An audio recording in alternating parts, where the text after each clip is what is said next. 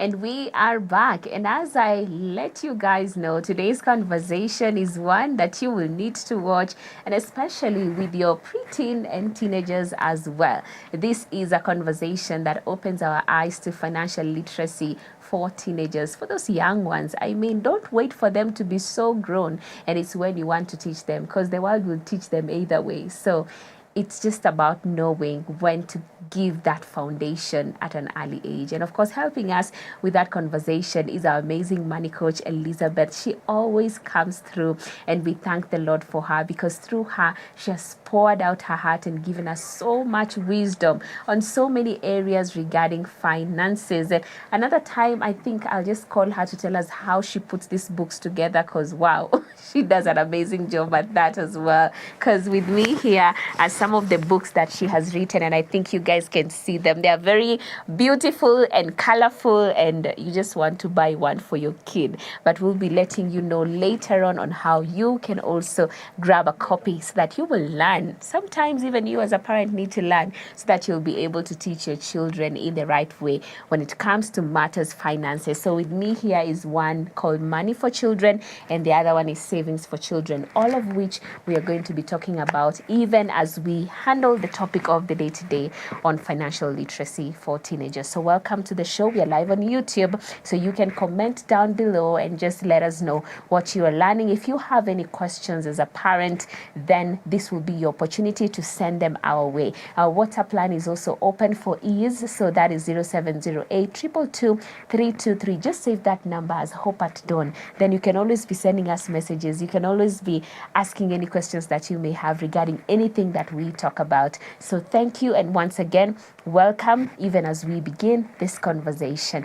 Without much further ado, allow me to welcome our mwenyeji. Because now, you know, you are guests once. Yes, now you are mwenyeji. I appreciate. And yes. Thanks for the honor of having me. I am really honored.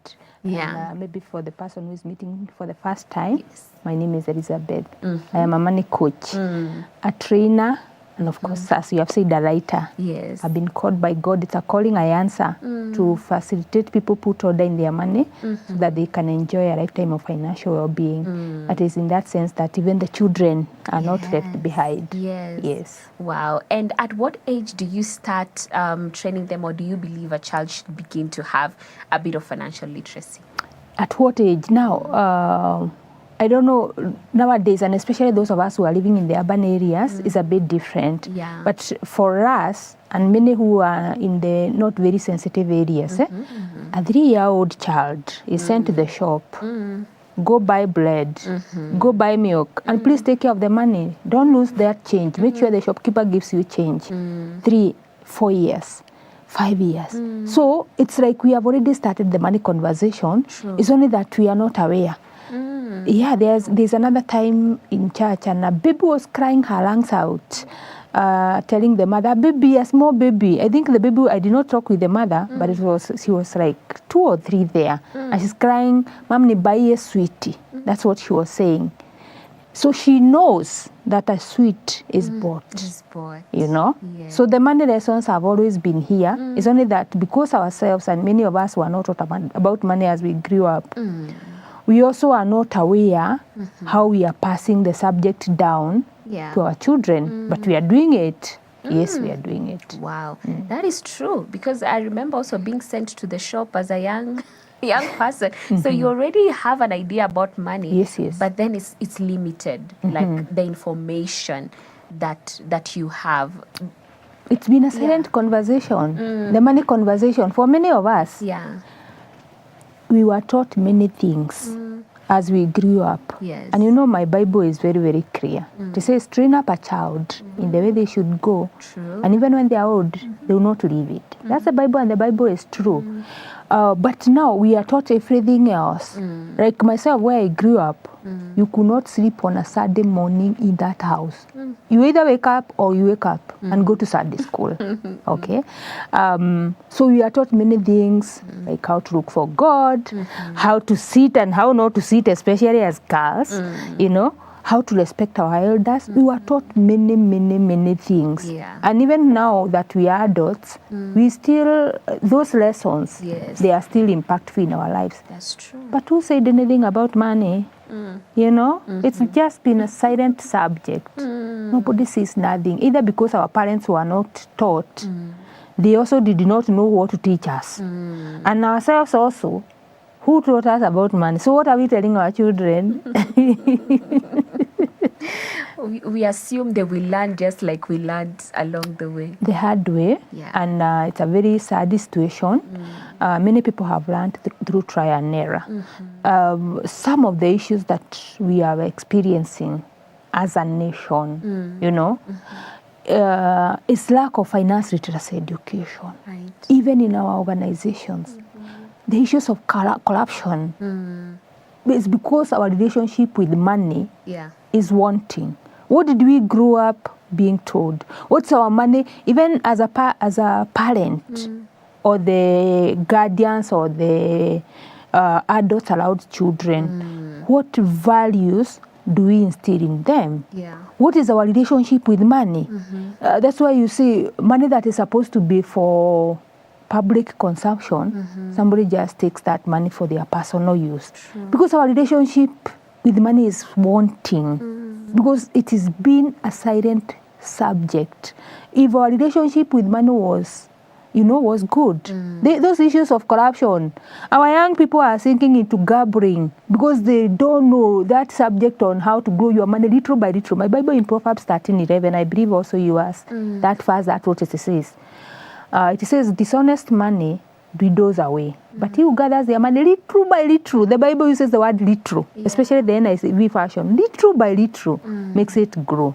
But now, because nobody taught us how to grow this money little by little, we want to put in 100, then it comes out as a 10,000 in an instant, you know? Yeah. We want that so much money.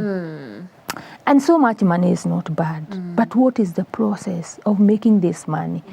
Leave alone the young people who are getting so much into gambling and it's becoming a mental health issue.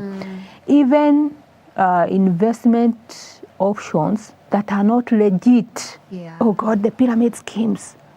The situation has been bad. Kwa ground, the situation has been very bad. Because now, we don't know how even to evaluate where to put our money. We don't know simple ways of making our money work for us. We want just to put something little and in a short time. Especially that short time. I want my money to go in the shortest time so that I can make wealth. Yeah. Lack of finance literacy education. Wow. Very bad. So it's even safe to say that sometimes our teenagers or even the children, they grow up without a proper knowledge of how to manage money, to save, because even as parents, we have missed it. We don't have it. And you cannot give from an empty stomach. True. Or you cannot give from an empty cup, you know? Okay, the stomach is just okay, that's funny, but yeah, you're right. From an empty, you know, Cup. a cup Yes, from an empty place is impossible.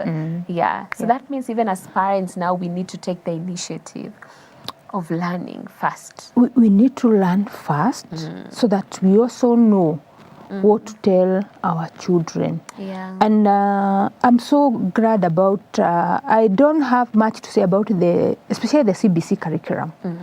But one beauty of it is that the subject of money, money management, the subject of entrepreneurship. I have one child who is in CBC and I've been watching what they are doing. Yeah. And I'm glad that at least that one is coming out.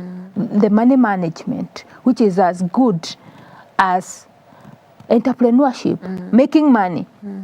The subject of making money is as important as the subject of managing this money. Because we have seen people who really get a lot of money. Maybe in an instant, even in that gambling, and I'm saying here gambling is not a way of making money, but we have seen people who have won jackpots, millions of shillings and within an instant, they are back to where they were before they won that money, or even worse, because the management is not there.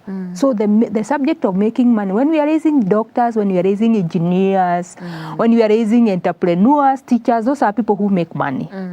We should also be able to equip them on being able to manage this money. Yes. Yes. Wow, that's good. Not just them knowing how to make the Yes. money, but also how to manage it, so that after making it, it doesn't flee and literally You they're know? left with nothing. Or even it becomes a snare. Yeah. It's like learning how to drive. And currently we are running the money lessons for children. We have a holiday boot camp currently ongoing. And we always say with the children, learning about money is like learning how to drive.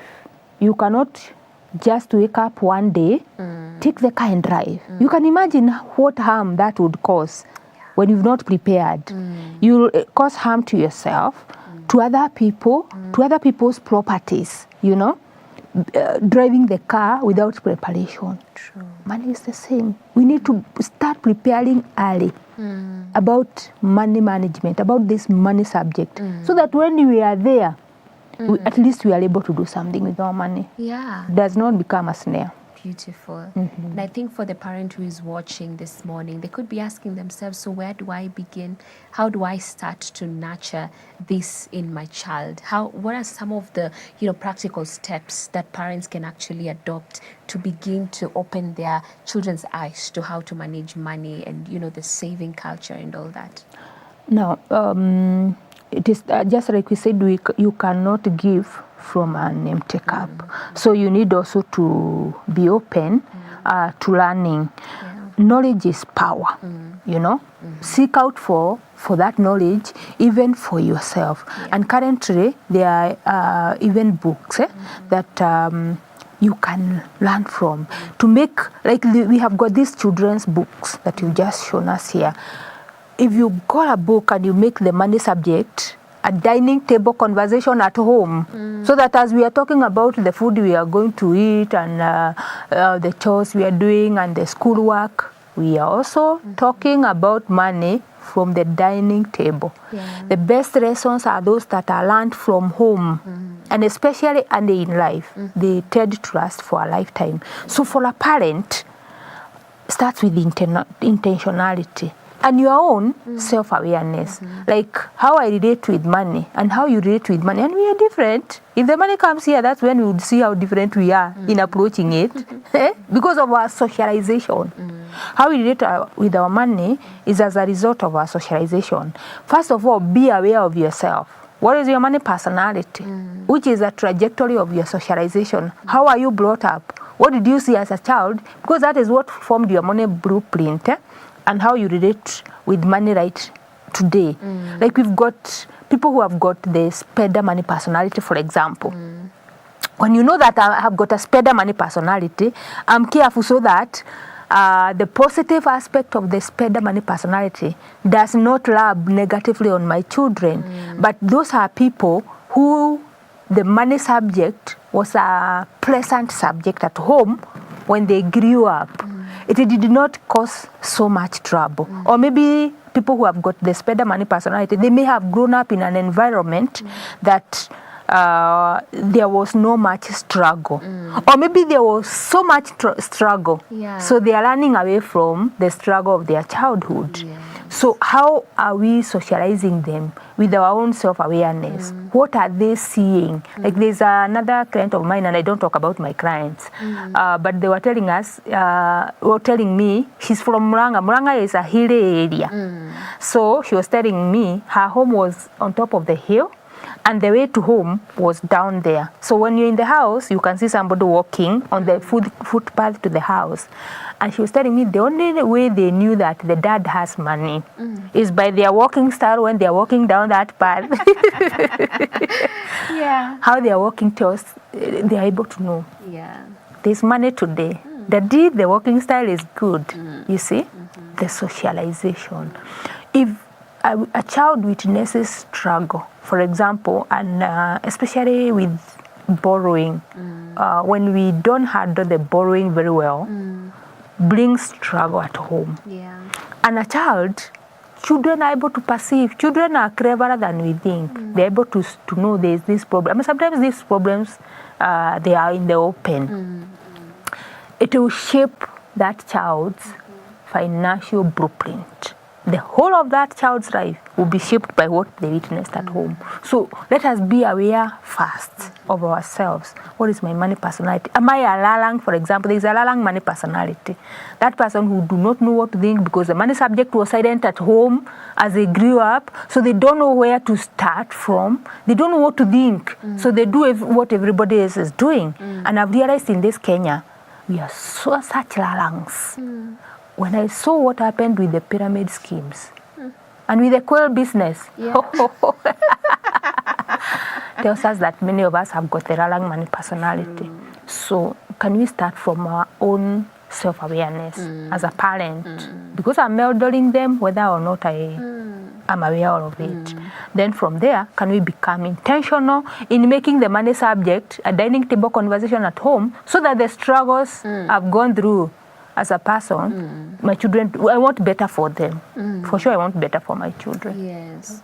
Wow. And I know we are going to be talking more about the books even after the break. Yeah. But right now, I would love to know, why did you choose 8 to 12 years as, the age in which you have written both of the books that we have here today, Savings for Children and Money for Children? Why was it significant to do, within this age bracket? Actually, I wanted to start from 5. The earlier, the better. Okay. It's only that now putting that content, cascading it down to a 5-year-old, it is also something else. And that book is actually for the coming. And I've got one of my sons who have written that book. I did not bring it with me. He wrote when he was 10, but now that is more simplified for the 5, 6, 7. Because again, you want to bring it, the money subject can be a difficult subject, but you want to bring it to them in a more consumable way. You want to bring it closer home to them, so that if they start talking about money at 5, by the time they are 7, they are talking about money. By the time they are 10, they are 12, they are talking about money. It becomes a comfortable conversation. Many people, even as adults, talking about money is difficult. That's true. It's one of the conversations that we don't talk about. Yeah. Because maybe we are thinking about the mistakes that we have done with money. That we are thinking we are lacking, and everybody thinks their money is the most true. Everybody feels like that. Everybody. Even those who make millions, they still feel very little. But for sure, economically speaking, money is still a limited resource. So the idea is, let the money conversation become part of their lives. So that by the time they are now the leaders, for example, of institutions, of homes, of churches, of the leaders in the community, they also have something positive to talk about money. It is a generation, it has got a generational impact. Yeah, we want to cultivate from early, the earliest we can, cultivate positive money habits, skills and attitudes, the values around money. Yeah. I'm telling you, even the issues of corruption and gambling that we are struggling with as a nation and many other nations of the world, if we started from those young ones, I can tell you that in the years to come, it will be a thing of the past.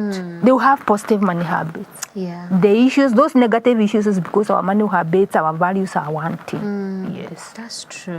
Wow. And definitely we will get down to looking at the book even in more detail, both the books, Money for Children and also Savings for Children. Yeah. It's 8:31, so we're going to take a very short break, take a bit of a breather. When we come back, we still have more, and we'll be getting down to these very well done books.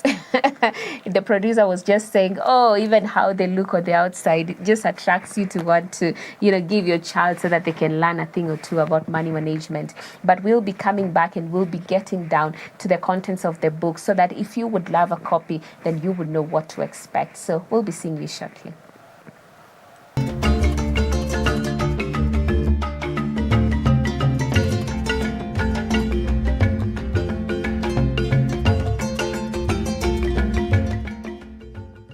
Hope TV is where you look and live, with an excellent selection of the best Christian programming consisting of local and international content of inspirational stories, talk shows, Bible commentary, youth, health shows, children entertainment, contemporary gospel music, extended times of worship, live broadcast, news, movies, drama, Christian ministry programs, and so much more.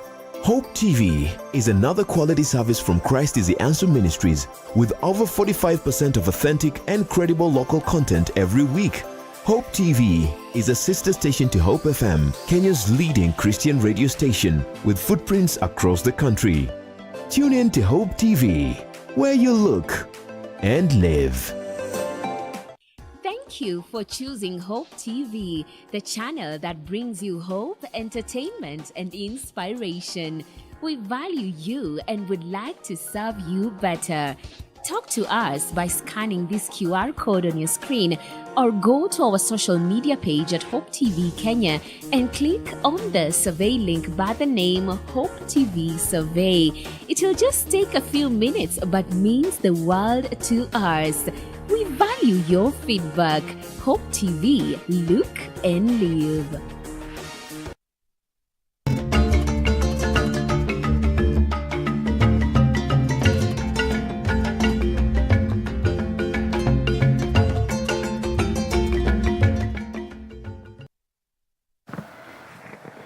All right, we are back, and it is time for us to now get down even to understanding more on this particular topic. We've given it a very good foundation, and I think my biggest takeaway from the first session we had before the break is just understanding that we cannot give from an empty cup, that we also as parents have to be equipped so that we'll be able to help our children. If we are the ones falling into the pyramid schemes and the tukwero, it will be hard to help our children. So it has to start from us as parents so that we can model that and imprint it on the children. And we were just saying something even before the break, and now getting down to the what exactly are parents going to be teaching children so that they can help them in their financial literacy journey? I think we should just start from the what is money, you know. Just from that, for you to have a friend, even as a child, you need to know who is this friend of mine? Where do they come from? Can I find them to play with? Who are their parents? You know, what are their values? And one of the things we tell our kids is that even as you are playing, be sure you are playing with people with the right values. So if you are able to evaluate that, let us also develop a relationship with money, but by knowing or by telling our children, what is money? Where does it come from? In our curriculum, and you'll hear all kinds of answers. When I'm teaching children, we always ask, what do you know about money? Let me tell you, Beatrice, the kinds of answers we get from children. And sometimes you may think that they don't know. Oh God, they have all kinds of answers, depending with what they had from home or out there kwa mtaa, they'll give all kinds of answers. So can we start just by defining it in the right way? And one of the biggest assignments we do in the money lessons for children is to ask, what are the money for different countries, the different currencies, just to bring it closer home. What was the history of money, and what challenges did we experience that time when there was no money? Was it better that time or now? Just to help children process and look money from a positive perspective. Like we've got a topic in one of the books. Yes. Differentiating needs from wants. It's actually called needs versus wants. And you know, it may look simple. When we are defining a car, is it a need or is it a want? A pencil, is it a need or is it a want? When we go to the supermarket and I'm thirsty, I want to buy something to quench my thirst, I can choose to buy a soda or water. Those two are thirst quenchers, okay? But among them, how would you rate it as a need and as a want? It may look as simple for the children, but let me tell you, there are so many people as adults who are sinking into loans, unnecessary loans. But many of those loans were taken to finance wants.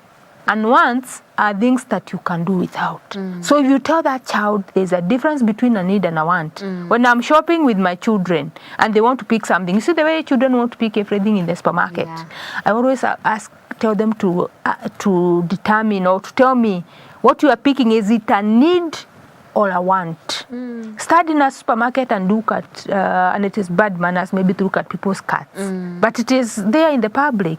You see out of 10 wants, there's only one need. Yeah.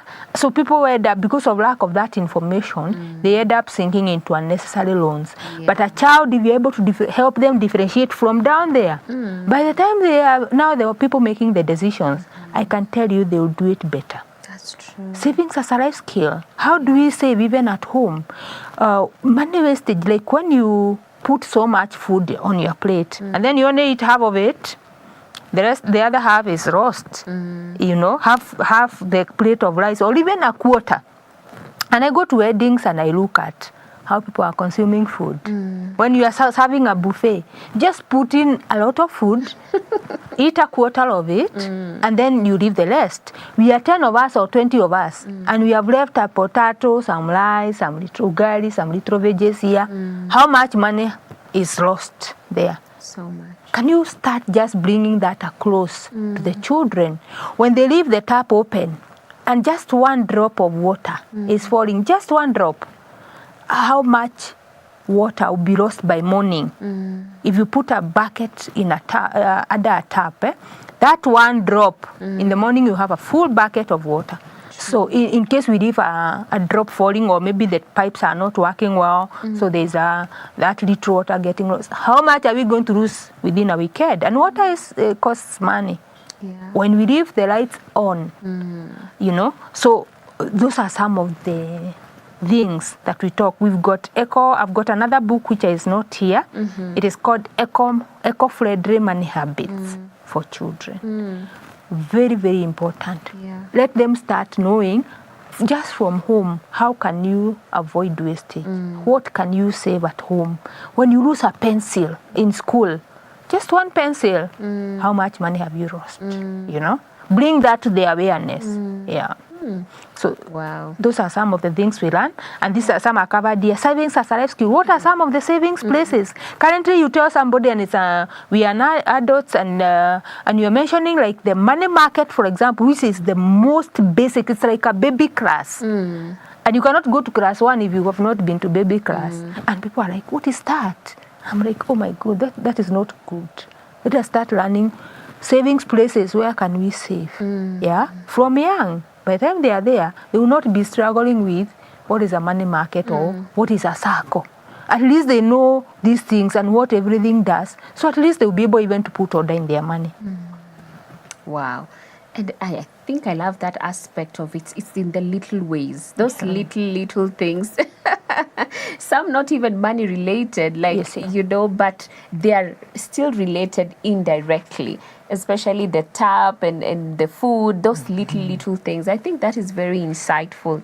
And I think even from you know, your books, there's just a lot that we can talk about. And I think I would love for us to talk about this particular one that touches on savings for children. How do we introduce savings for the children? Sometimes, like for instance, even using our own example, my small sister, she's a very bright kid, and you know, most of the time she comes home with A's, she's position 1, and my dad would give her something small, maybe like 100 shillings, 200, 1,000, and you know, she's able to keep it. But then I don't know if my dad teaches her about saving even or she goes and spends, I don't know. But maybe talk about savings for children, and even that also aspect of gifts and rewarding them. Even is it okay to reward with finances? And even if I'm rewarding with finances, then do I need to also teach them how to spend that money?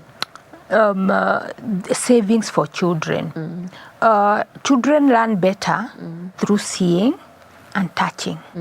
So make it as practical as possible. When you see us having the piggy banks, the banks have the piggy banks. At home we've got them, and even us at Atik Africa, we've got a customized piggy bank that has got a guide on how to, which makes the saving subject more practical. Yeah. You're able to bring it closer home. So let them touch, let them see. Let them do it themselves. Involve them. Just starting from that piggy bank. And even there's another niece of mine we were laughing about a few days ago. Because for sure she's got a piggy bank. But the day she comes from school and she's feeling hungry and maybe the food is not ready or she has a craving for mandazi, she wants to break that piggy bank so that she can buy some mandazi. Well, you cannot limit them from doing that because again, we don't want them to grow up feeling like money is so far, it is there but it cannot be spent. It is not the money that we want to teach them, it is not the money that is so spectacular, it is what the money can do. So have a piggy bank, but let it not end there. Even when you have that piggy bank, at some point make it a point that maybe every holiday or once a year or twice a year, go with them to the bank, let that piggy bank be open, let them count the money, let them open for them an account. Even for me, I opened for children a money market fund account, or even their children junior accounts. Involve that child. Go with them, empty the contents of the piggy bank. They will see this holiday I did not save much.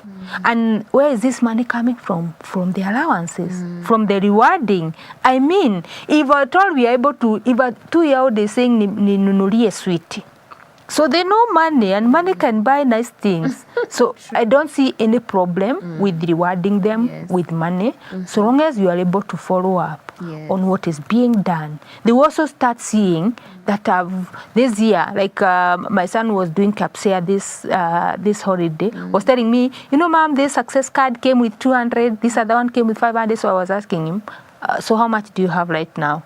I had 1,000, but then I spent 500 on what? What did you spend 500 on? You see, having that conversation, very, very empowering. They also start saying, you mean I had a whole 1,000 and now I've got only 200 and I don't know where the rest went. Yes. And that is something that happens to us so much. So walk with them. I've got nothing against rewarding them, but walk there with them the journey. Let it not end at that. Let it not end at the piggy bank. Take it a little bit further. Let them have make their own decisions on how to spend their money.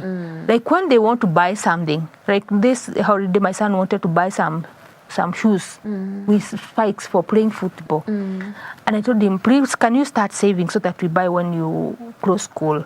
Let them see the journey of savings is not easy, and it is not easy for anyone. They will be able to see that they have only saved 700, yet this shoe they want costs 2,500. I can tell you that lesson is permanent. It is. When my son is going back to school, I don't just go and let him pick in the supermarket his back to school shopping. Please come with a shopping list. You know, starts from there. And please add it up, have the estimate prices, so that they can start appreciating even the value of money. They can start appreciating that money is a limited resource. You can never always have everything. You can not always have all the money that you want. So involve them. And when they have not saved enough to buy what it is that they want, let them.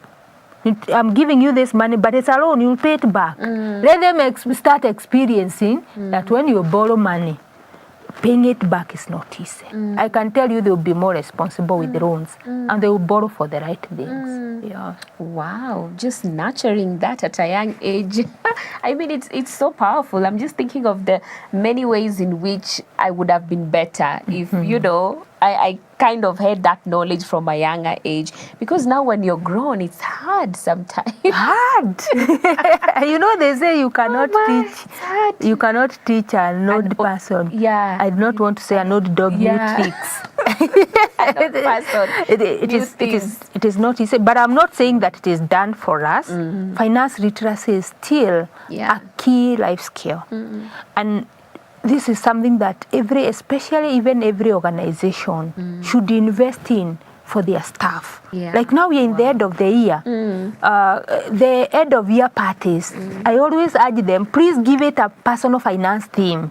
Before we go and do the team building, can we have a 2-hour session? We talk about how you are handling with that debt, you know, where are you saving?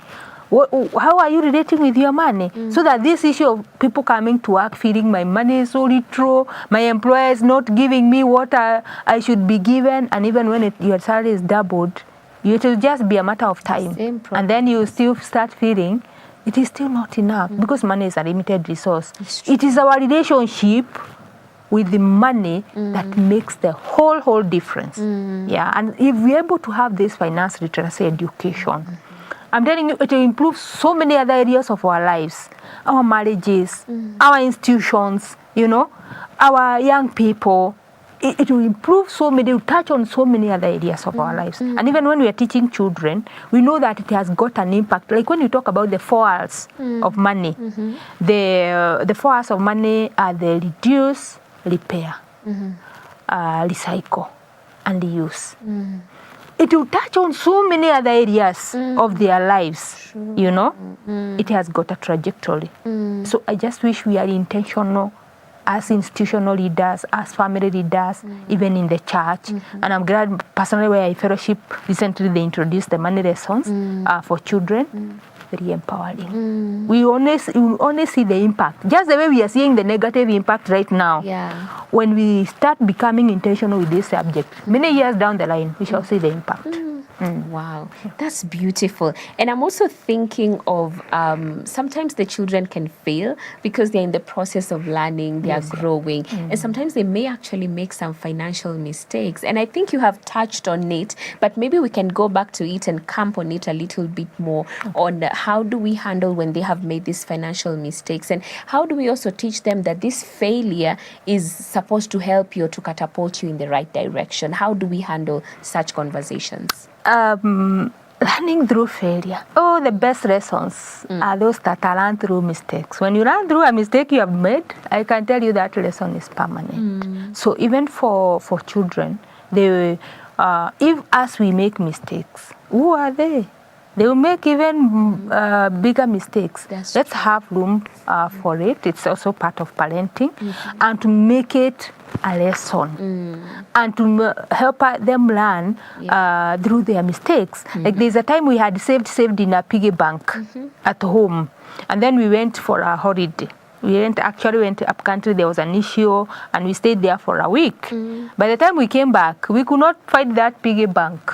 We looked for it everywhere. Even today, it has never been found. I can tell you, whenever we talk about it, you can see how emotional it gets because we had really saved in it.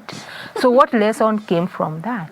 That as much as it is good to save in a piggy bank, you can only do it in a limited time.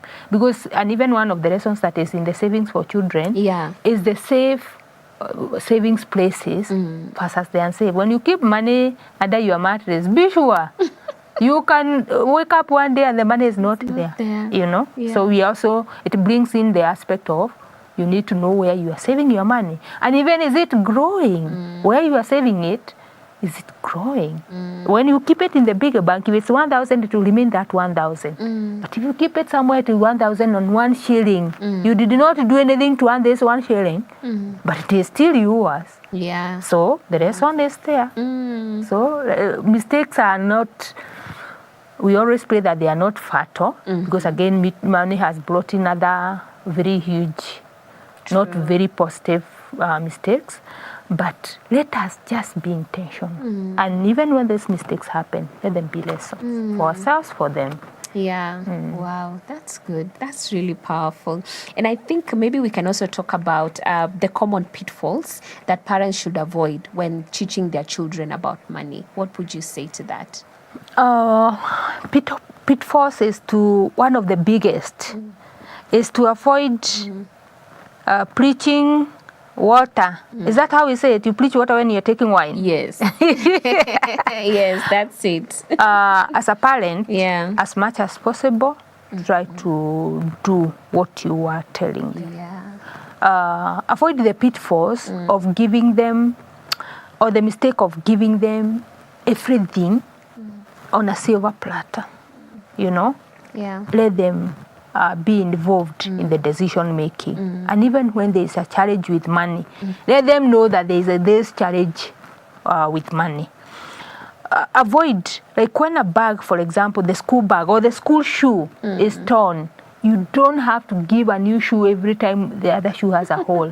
Let them learn, they can take them to the cobbler. And nowadays, even the cobblers have reduced because maybe we are getting to that. We want, the best for our children. The best is not buying a new bag every time the bag has a hole. The best for that child is showing them they can have it repaired. We are not teaching them the poverty mentality, because I hear some people also saying that. But also when you don't show them the, like the 4 R's, when you don't teach the 4 R's of money, it is worse than providing everything for them, because they will know that money is a limited resource, and when it is not coming in the way that it should, according to what is in their mind, it will be a snare again for them. Yeah. Can we even go with them to, I see some communities and they are very successful financially. You find their children working. During the school holidays, avoid that temptation of giving them, let them, they just remain on the gadget. Especially now we're in the holiday. Involve them, let them do chores at home. Like personally, I am a trainer. Whenever I'm going for training and it's during the school holiday, like my firstborn son is the one who goes to assemble the projector for me, especially when we are going out there for trainings. I'm not saying I'm perfect, but let us involve our children. Let them know that money does not come easy, because for sure they do not know enough. They need to know that making money, like teach them work ethics. Let them know there is nothing for nothing, and there is beauty in being able to spend the money that you have earned. So when you role model it and avoid those things that we do, avoid giving them whatever they ask in an instant, avoid them keeping them in gadgets, avoid, let us just show them the responsibility of handling money. Yeah. Wow. That's powerful. Those are just some of them. And also, even as we are about to conclude, what would you say are the benefits of instilling these virtues and this knowledge when they are young? What are the benefits even as they continue to grow older? The best lessons and those that stick for a lifetime are those that are learned early. When you start teaching them early, especially from home, there's one client of mine, and I don't talk about my clients, who told me that as young children, her and her 3 brothers, the father used to come with the Daily Nation at home. And in the Daily Nation, there is that place where they put the currencies, the exchange rates. And she was telling me, the father, and she's an old mama. I was doing the money club for her school in Kasarani. So she tells me the father used to show them the currencies, what are the exchange rates, just that part. And because of that, according to her and her 4 brothers, none of them is on their knees. She said that. Those are her words. Showing that what the father said had a lifelong impact. And because of them, they had a good relationship with money. They are doing well. It became a permanent subject. And she has one of the reading schools in Kasarani. And I can tell you that what the teacher said to your children can be forgotten. What the neighbor said can be forgotten. But what mom or dad said at home, it is permanent. Many of us, we are always driven by, like me, my mother's and my dad's words are always ringing in my mind at the back somewhere. So there's a very big benefit when we start having the money subject right from home or from another age. It will touch on so many other areas of their lives in a positive way. It will improve even our institution. It has got a spiral effect. It will improve on our institutions. It will improve on our country. Our economy actually will improve a lot in the years to come. Because some of the challenges we are dealing with currently will be handled from there. So it does not even have just a personal impact.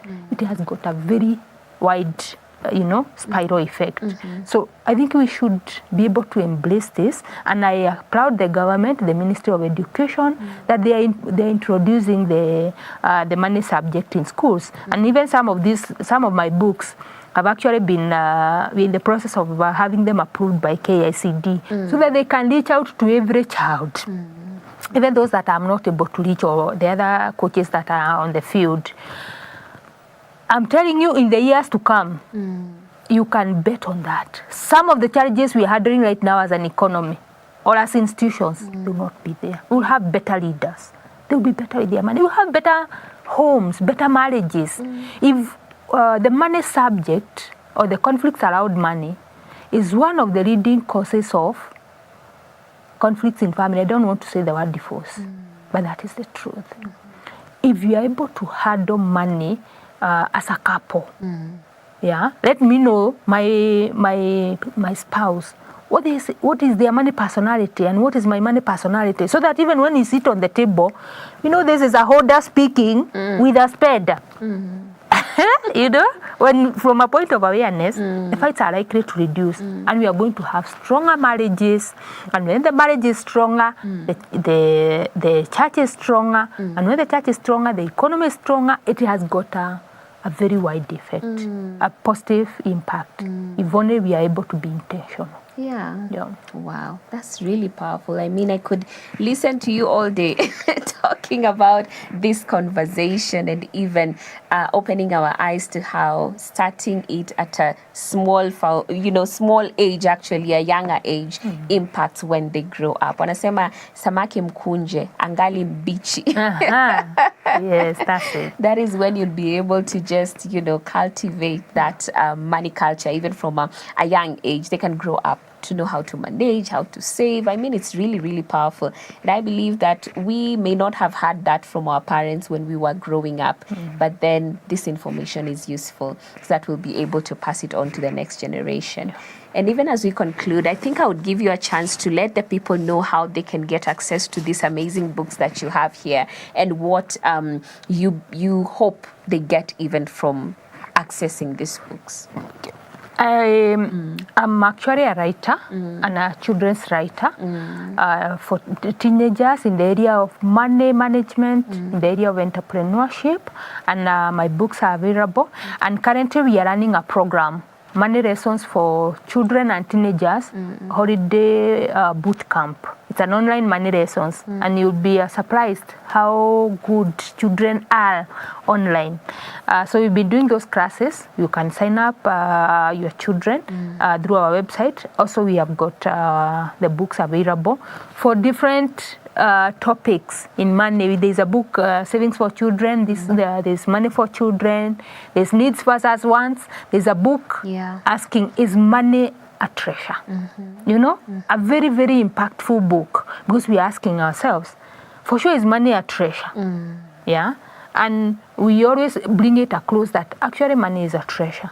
But there are so many other treasures that God has put in us that do not cost money, yet they help us make a lot of money. If we are able to appreciate those treasures that money cannot buy. So there's a book on that. There's a book for teenagers.